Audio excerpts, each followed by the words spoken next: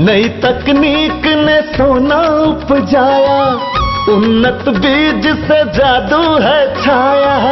कम पानी में फसल लहराई, सुख समृद्धि ले ली अंगड़ाई। अब तो मुट्ठी में है आसमान, मुट्ठी में है आसमान, मुट्ठी में है आसमान।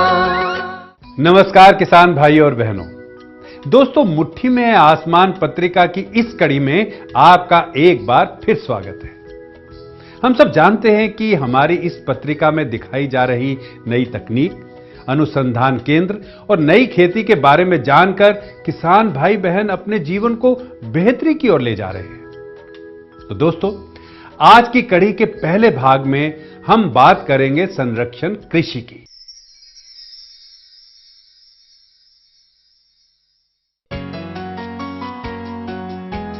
भारत विविध प्राकृतिक संसाधनों से संपन्न देश है, लेकिन पिछले कुछ दशकों में बढ़ती आबादी की खाद्यान्न जरूरतों को पूरा करने के कारण हमारे संसाधनों का बेपनाह दोहन हुआ है।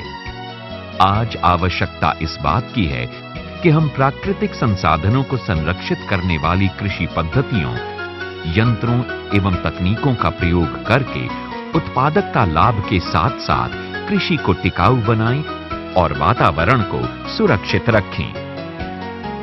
संरक्षण कृषि वो पद्धति है जिसके अंतर्गत संसाधन संरक्षण तकनीक की सहायता से टिकाऊ उत्पादन स्तर के साथ साथ पर्यावरण संरक्षण को ध्यान में रखते हुए फसल उत्पादन लिया जाता है। धान लगाते हैं पानी के साथ, उससे भी जमीन से कुछ गैसेस निकलती हैं और जब हम खाद डालते हैं उससे भी निकलती है। इन सब से जो है तापमान बढ़ता है। थोड़ी सी अपनी टेक्निक बदल के तो इससे वातावरण का भी बहुत बचाव होता है और साथ में ये जो तकनीक है, जितनी भी तकनीक है, उससे किसान को फायदा भी हो। धान के खेत में पानी खड़ा ना रखें, उससे क्या होता है, ये जो गैसेज हैं वो कम निकलती हैं, साथ में पानी भी कम लगता है, तो आपकी आमदनी भी बढ़ती है। संरक्षण कृषि 3 प्रमुख सिद्धांतों पर आधारित है। मृदा का दीर्घकाल तक अति सीमित कशर्ण या न्यूनतम जुताई, भूमि की ऊपरी सतह का कार्बनिक स्रोतों से ढके रहना, फसल विविधीकरण और सघनीकरण। बर्निंग नहीं करनी है। बर्निंग करने से आपका नुकसान होता है। आपका जो है कार्बनिक पदार्थ जो जमीन का है वो उड़ता है और उससे आपकी उर्वरा शक्ति कम होती है। 2-3 साल के बाद मिलाते जाएंगे तो पैदावार उसकी बढ़ती चली जाएगी। इन सिद्धांतों के आधार पर संरक्षण कृषि की प्रमुख यांत्रिक और सस्य विधियां हैं। न्यूनतम जुताई में खेत की जुताई इतनी कम की जाती है कि बीज के उगने व अच्छी पैदावार के लिए उचित माध्यम तैयार हो और साथ में लागत व ऊर्जा का व्यय बिल्कुल कम हो। परंपरागत बुआई की तुलना में 70 से 80% समय मजदूर, डीजल, लागत और ऊर्जा की बचत तथा 5% पैदावार में और 10% शुद्ध लाभ में वृद्धि होती है। डिस्क एरो चलाते थे, वो 2-3 बार चलानी पड़ती थी। ये जमीन में सिर्फ एक बार ही चलाने से सभी काम जो है सॉल्व हो जाते हैं। इससे समय की बचत होती है और तेल की बचत होती है। जीरो टिलेज या शून्य कशर्ण में शून्य जुताई मशीन, जिसके चाकूनुमा फालें खेत में चीरानुमा कुंड बनाती हैं और बीज व खाद अलग अलग गहराई पर डाल देती हैं। इस मशीन से प्रति एकड़ बचत लगभग 1800 से 2000 रुपए होने की वजह से 10 से 15 एकड़ में इसे प्रयोग करने से ही मशीन की कीमत वसूल हो जाती है। बेड प्लांटिंग तकनीक में बड़ी प्लांटर मशीन के द्वारा बुआई होती है। इससे 2 बड़ी व 3 क्यारी क्रम से क्रम तैयार करके खाद व बीज डालकर विभिन्न फसलों की बुआई की जाती है। खेत की पडलिंग करके धान की रोपाई की तुलना में धान की सीधी बुआई कम श्रम के साथ अधिक लाभ देती है। अगर हम धान की सीधी बिजाई करते हैं तो इसके द्वारा हम 3000 लीटर से 22 लीटर प्रति किलो धान पैदा कर सकते हैं। अगर धान की सीधी बिजाई के साथ हम स्प्रिंकलर का भी उपयोग करें तो हम 3000 लीटर से 1500 लीटर, आप ये देखिए कि हम 50% पानी धान में बचा सकते हैं। मशीन से धान की रोपाई से 10% पैदावार और 15 से 20% शुद्ध लाभ में बढ़ोतरी होती है। लेजर द्वारा भू समतलीकरण में लेजर किरणों के प्रयोग से बड़े क्षेत्रफल को पूरी तरह से समतल किया जाता है तथा इससे मेड़ व नाली नहीं बनानी पड़ती। पानी पूरे क्षेत्र में बराबर लगता है। फसल अवशेष प्रबंधन में धान की कंबाइन मशीन से कटाई के उपरांत टर्बो सीडर मशीन द्वारा गेहूं की सीधी बुआई की जाती है। फसल अवशेष सड़कर मिट्टी की उर्वरा शक्ति में वृद्धि करता है। मृदा संरचना में सुधार तथा सिंचाई जल उपयोग क्षमता में भी वृद्धि होती है। कम से कम जुताई करें और दूसरा यह है कि हम ज़्यादा से ज़्यादा समय उसको कवर करके रखें। हमारा जो यहाँ सॉइल में जो कार्बन है वो उसका नुकसान कम से कम हो। संरक्षण खेती में किसान जो कर रहे हैं और उनको क्या करने की जरूरत है, उनके बीच अंतर को समझाने की आवश्यकता पड़ती है। संरक्षण खेती के सभी सिद्धांतों को अपनाकर हम आने वाले समय में विकराल रूप से खड़ी समस्याओं से कुछ सीमा तक निजात पाने में सक्षम हो सकते हैं। भारतीय किसान भी धीरे धीरे इस बात को समझ रहे हैं कि संरक्षण खेती भविष्य की खेती है और यही खेती की ऐसी प्रणाली है जिसे अपनाकर हम अपने संसाधनों को बचा सकते हैं और अधिक पैदावार ले सकते हैं। ये है केरल कृषि विश्वविद्यालय, राज्य की कृषि को मानव संसाधन, कौशल और प्रौद्योगिकी मुहैया कराने वाला संस्थान केरल कृषि विश्वविद्यालय। मुट्ठी में है आसमान,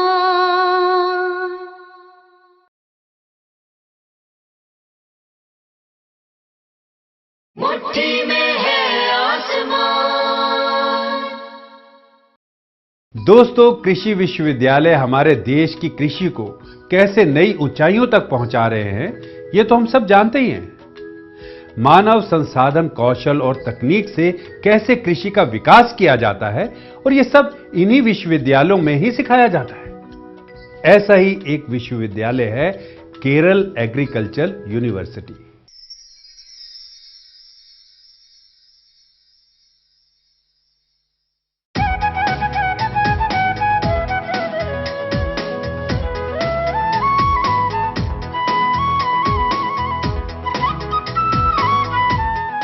ये है केरल कृषि विश्वविद्यालय, राज्य की कृषि को मानव संसाधन, कौशल और प्रौद्योगिकी मुहैया कराने वाला संस्थान केरल कृषि विश्वविद्यालय।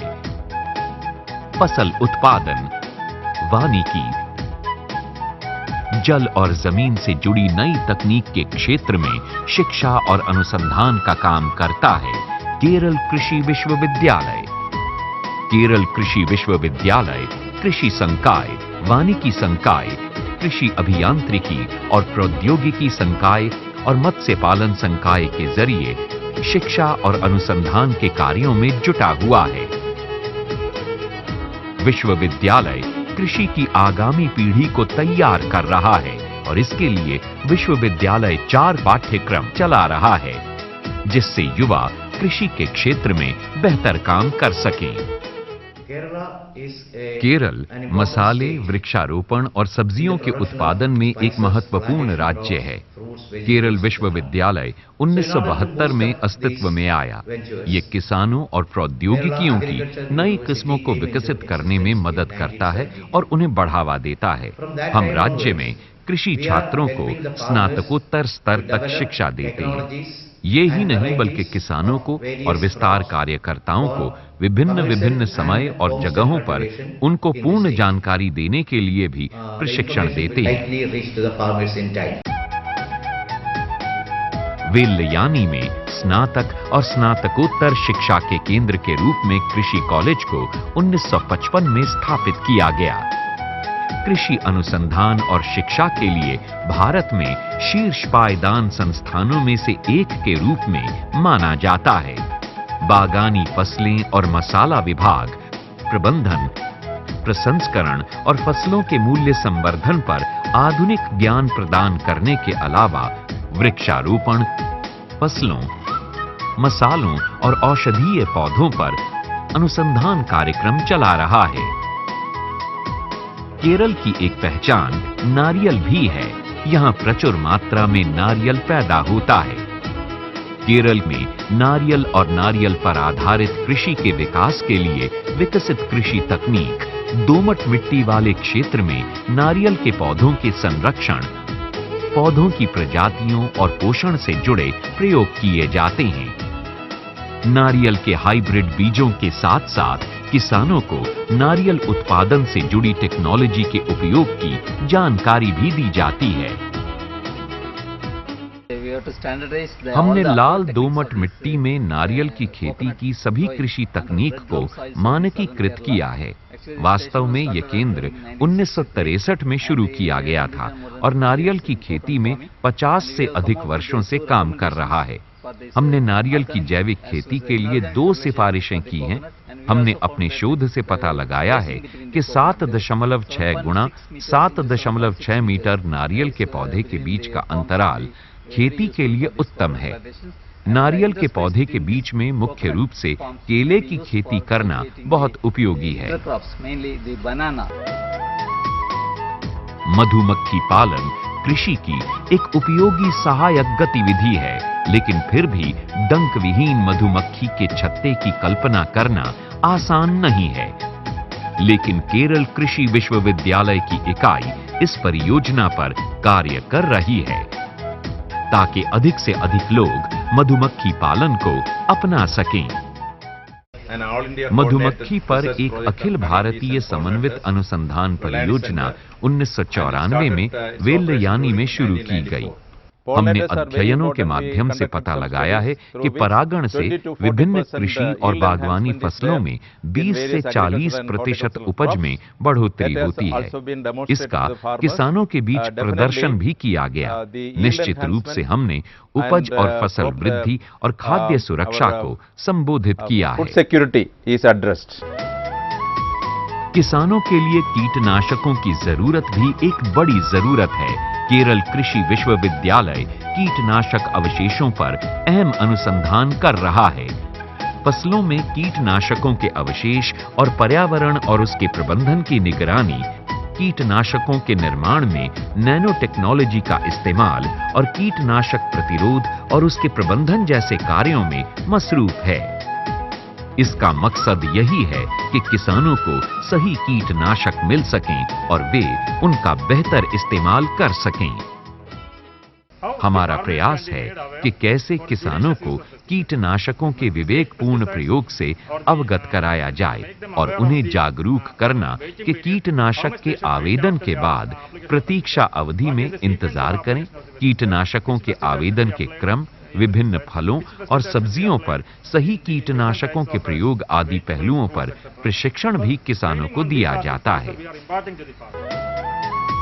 देश में बहुत से किसान मशरूम की खेती की ओर अग्रसर हो रहे हैं। ये किसान मशरूम से ज्यादा मुनाफा कमाकर अपने जीवन स्तर को भी बेहतर बना रहे हैं। वेल्लयानी में एक प्रशिक्षण कार्यक्रम था। प्रशिक्षण के बाद मुझे समझ में आया कि मेरी फसल क्या होनी चाहिए। मशरूम और उसकी खेती की विधि के बारे में भी कई जानकारियां मिली। यहाँ मशरूम की खेती महिलाओं के सशक्तिकरण में भी अहम भूमिका निभा रही है। प्राचीन समय से ही हमारे किसान कृषि के साथ साथ पशुपालन करते आ रहे हैं। वे पशुओं की अहमियत को अच्छी तरह से जानते हैं। मुट्ठी में है आसमान,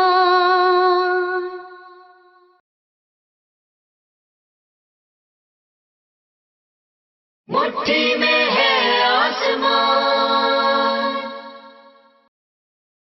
दोस्तों, किसानों के लिए पशुओं का भी अपना ही महत्व है। डेयरी चलाने वाले किसानों के लिए डेयरी पशु प्रबंधन जानना, समझना और सीखना बहुत जरूरी है। मुट्ठी में आसमान की इस कड़ी के तीसरे और अंतिम भाग में हम आपको बताएंगे डेयरी पशु प्रबंधन के बारे में।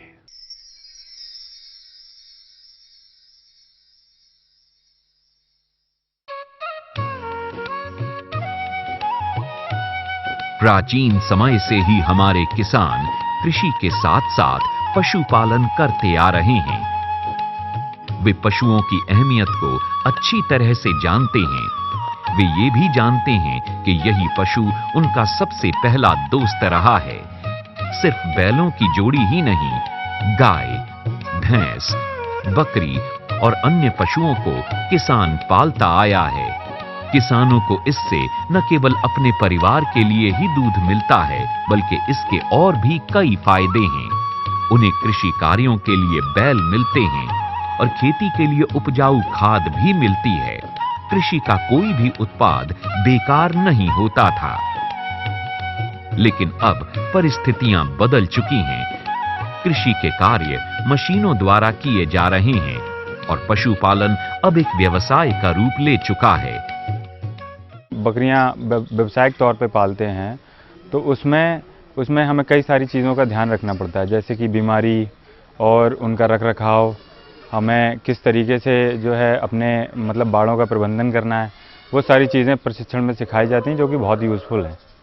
इन बदलती हुई परिस्थितियों और प्रतिस्पर्धा के युग में पशुपालन व्यवसाय के समुचित विकास के लिए ये जरूरी हो जाता है कि पशुओं की उन्नतशील प्रजातियों का चयन किया जाए, उनकी उचित देखभाल व प्रबंधन किया जाए। डेयरी व्यवसाय की सफलता दुधारू पशुओं की उत्पादन क्षमता तथा उनके आहार पर आए खर्च पर निर्भर करती है। किसानों के साथ जो सबसे बड़ी समस्या ये है आज के तारीख में कि वो ये नहीं जानता है कि हमारा पशु की खान पान की कितनी ज़रूरत है और किस तरह का खान पान हमें देना चाहिए। ये सब तकनीकी पहलुओं को ध्यान में रखते हैं हम उनको जानकारी उपलब्ध कराते हैं। 3 किलो दूध पे 1 किलो रातब वो हम किसानों को बताते हैं। अगर वो 6 लीटर है तो 2 किलो कम से कम उसको रातब चाहिए। और इसके साथ साथ में जो उसका खनिज मिश्रण है और जो दवाइयाँ हैं किस तरह किस टाइम पे ली जाए वो सारा हम तकनीकी ज्ञान उनको समय समय पर उपलब्ध कराते रहते हैं। पशुपालन प्रबंधन में पहली और अहम चीज है पशुओं के लिए आवास का निर्माण। पशुशाला ऊंचे स्थान पर होनी चाहिए। कंक्रीट फर्श, सही निकासी व्यवस्था और प्लास्टर टाइल दीवारें होने से सफाई आसानी से होती है। पशु को ऐसे आवास में रखना चाहिए जहां दूध आसानी से निकाला जा सके और जहां कम श्रम में अधिक कार्य संपन्न हो।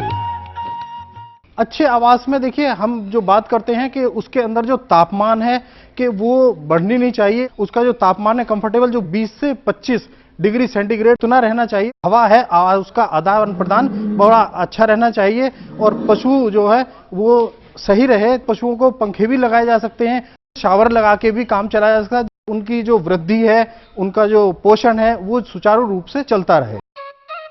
बंद आवास में उसी स्थान पर चारा और दाना दिया जाता है, जबकि खुले आवास में पशुओं को एक चार दीवारी के अंदर खुला छोड़ दिया जाता है। पशुओं के शरीर को अच्छी तरह से बनाए रखने, शारीरिक विकास, प्रजनन और दुग्ध उत्पादन के लिए संतुलित आहार भी बेहद जरूरी है। अच्छी गुणवत्ता वाले दुग्ध उत्पादन के लिए समुचित मात्रा में हरा चारा, भूसा और दाने से युक्त संतुलित आहार जिसमें आवश्यक मात्रा में पोषक और खनिज लवण हो, पशु को दिया जाना चाहिए। पशुओं का स्वास्थ्य भी एक जरूरी मुद्दा है। स्वच्छ दूध हम स्वस्थ पशु से ही प्राप्त कर सकते हैं और इसके लिए समय समय पर परीक्षण किया जाना चाहिए, जिससे आश्वस्त हुआ जा सके कि पशु रोगों से ग्रस्त तो नहीं है। अधिक दूध उत्पादन करने के लिए मूल रूप से उसका स्वास्थ्य बिल्कुल ठीक होना चाहिए। तो इसलिए अगर बीमारियां नहीं होंगी तो गाय स्वस्थ रहेंगी और हमें ज़्यादा दूध देंगी। इसलिए वेटरनरी चेकअप बहुत ही आवश्यक है। गर्भकाल का समय ऐसा होता है जब मां को अपने शरीर के साथ साथ अपने शरीर में बढ़ रहे बच्चे का भी पालन पोषण करना पड़ता है। पशुपालन व्यवसाय तभी फायदेमंद होता है जब अधिक समय तक पशु दूध देता रहे और अधिक बच्चे प्राप्त किए जा सकें। गाभिन गाय की देखभाल की बात है, उसमें उसका जो सही रूप से शारीरिक विकास और उसके जो अंदर बच्चा पल रहा है उसका विकास, दोनों के विकास का ध्यान रखना बहुत जरूरी है। क्योंकि ब्याने के बाद वही गाय दूध देगी तभी जब अगर उसके अंदर शरीर के अंदर ताकत होगी। अगर पशु कमजोर होगा गाभिन रहने के दौरान तो उसका जच्चा और बच्चा दोनों कमजोर होंगे, इससे सीधा उसकी उत्पादकता के ऊपर प्रभाव पड़ेगा। दूध की सघनात्मक गुणवत्ता तो पशु की खिलाई पिलाई, प्रबंधन, प्रजनन इत्यादि पर निर्भर करती है। दूध निकलने से पूर्व पशु के थनों को धोकर साफ सूती कपड़े से पोंछ लें। दूध निकालने वाले बर्तन को साफ और जीवाणु रहित रखें। मिल्किंग करते समय जो हमें मेन सावधानियां बरतनी चाहिए कि जैसे एक तो प्रॉपर मिल्किंग से पहले हमारा एनिमल प्रॉपर वॉशिंग होना चाहिए। थन जो होता है वो 5 मिनट तक खुला रहता है दूध निकलने के बाद, और गाय की ये आदत होती है, हैबिट होती है कि दूध निकलने के बाद वो बैठने की कोशिश करती है, तो उससे उसमें इन्फेक्शन होने के चांस रहते हैं। अगर हमने प्रॉपर दूध निकाल दिया तो थन जल्दी बंद हो जाता है, फिर बाहर का इन्फेक्शन जो है अंदर जाने के चांस नहीं रहते। हमारा ये एंटीसेप्टिक सॉल्यूशन होता है, इससे हम टीथ डिपिंग करते हैं। उस टीथ डिपिंग का फायदा होता है कि एक तो थन पर कोई इन्फेक्शन नहीं आएगा, कटेगा फटेगा तो वो जो है जल्दी ठीक हो जाएगा। आज दुग्ध उत्पादन एक बड़े उद्योग के रूप में स्थापित हो चुका है। केंद्र और राज्य सरकारें भी डेयरी उत्पादन को बढ़ावा दे रही हैं। अनेक दुग्ध संगठन भी इसके लिए काम कर रहे हैं। आप अच्छी तरह से डेयरी पालन से अधिक आय अर्जित कर सकते हैं और दूसरे युवाओं को भी डेयरी पालन के लिए प्रोत्साहित कर सकते हैं। भाइयों बहनों, किसानों को आत्मनिर्भर और स्वावलंबी बनाने के अनेकों प्रयास आज किए जा रहे हैं। हमारे देश का अन्नदाता, हमारे देश का किसान आत्मनिर्भर और स्वावलंबी बनेगा तभी तो देश आगे बढ़ेगा। मुट्ठी में आसमान की आज की कड़ी हम यहीं समाप्त करते हैं। अगली कड़ी में फिर मुलाकात होगी एक आशावादी सोच के साथ। तब तक के लिए मुझे दीजिए इजाजत। बाजरा ऐसा अनाज है जिसकी जानकारी मानव को बहुत पहले से है। बाजरा शुष्क क्षेत्रों में अनाज वाली प्रमुख फसल है।